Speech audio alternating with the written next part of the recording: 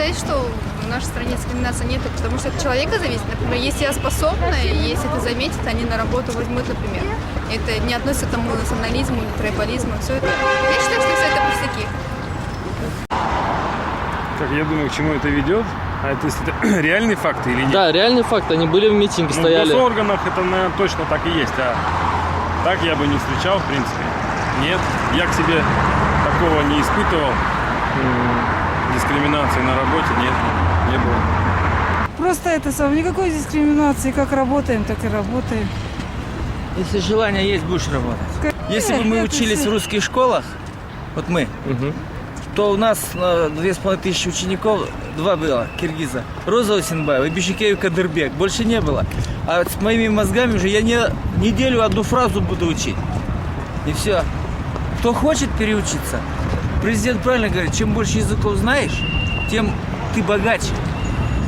Понял? Спасибо. Я получаю нормальную пенсию. Никто никогда, всегда в автобусе место уступают. Хотя я русская, все нормально, молодежь отличная у нас. Вообще я даже не чувствую, что я в Киргизии живу. У меня все в порядке.